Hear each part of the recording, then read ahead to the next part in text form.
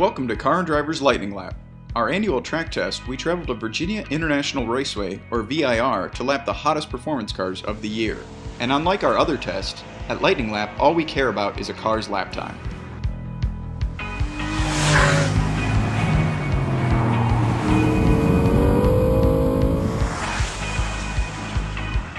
All cars are tested in unmodified street condition, just as you would buy them at your local Ford or Ferrari dealer.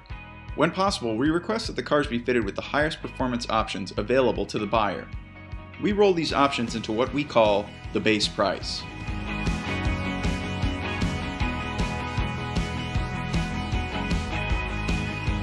Four editors lap the 4.1 mile long track.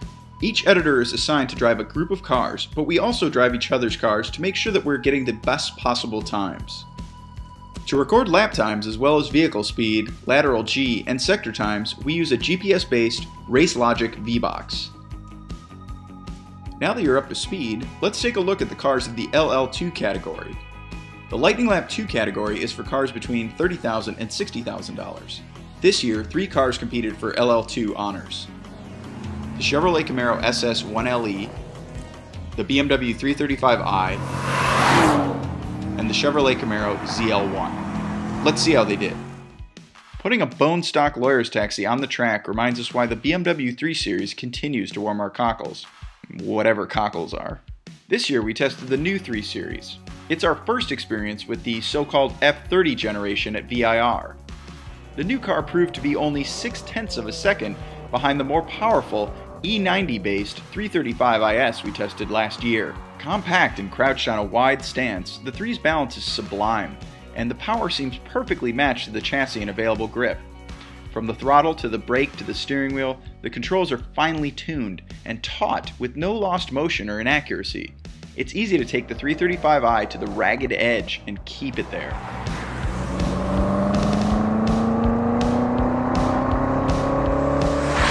Consistency is the story of the new 3 at VIR. You know exactly when it is giving every inch of its capability, and that's something that usually only happens in dedicated sports cars, not comfortable sports sedans. The 300 horsepower 335i we tested, equipped with a fast-shifting paddle-controlled automatic, makes a strong case for being all the sedan you'll ever need. You can always spend more money for a larger luxury car, or to go a bit faster, but it's tough to find a more dialed-in sports sedan at any price. The 335i consistently lapped within a few tenths of its best time of 3 minutes, 13.2 seconds.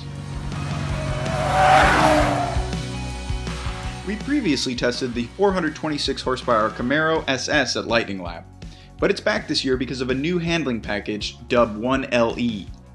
Camaros equipped with the 1LE package get revised springs, dampers, anti-roll bars, and meaty 285/35 R20 rubber at every corner.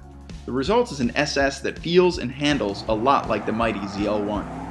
Tighter than the standard car, raced with incredible grip, and more stable than a regular SS, the 1LE lapped 8 seconds faster than the identically powered SS we tested a few years ago.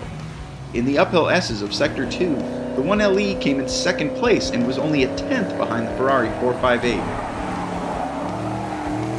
In addition to the suspension modifications, the 1LE also gets slightly shorter gearing, tighter spacing between the first 3 gears, and shortened shifter throws. The revised gearing results in an energized Camaro that flies out of corners. Almost nothing upsets the 1LE, although we did manage to provoke some oversteer while exiting Sector 3. Hot, worn tires were mostly to blame. As it stands, the 1LE posted a time of 3 minutes, 1.5 seconds. Remove that slip-up, add a fresh set of rubber, and the 1LE is a sub 3-minute car for less than $40,000. The Camaro ZL1 is similar to the other Camaro this year, the SS 1LE. What makes the ZL1 a very different animal is the supercharged V8 under the hood. With 580 horsepower, the ZL1 has serious power, enough power to hit a peak speed of 142.9 miles per hour on the long straight.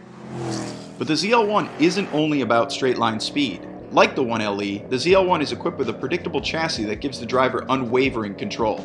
The front end grips tenaciously and the nose turns in quickly and accurately. Around back, the wide tires stay planted, even when you summon the ZL1's full 580 horsepower. This is a satisfying car to drive fast, and one that gets better the faster you push it.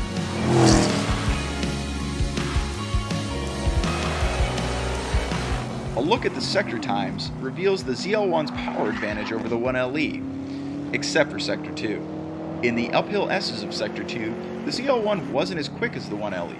An examination of our VBox data indicated that while the ZL1 enters the S's faster, that the faster speed requires a dab of the brakes before the second transition of the S's.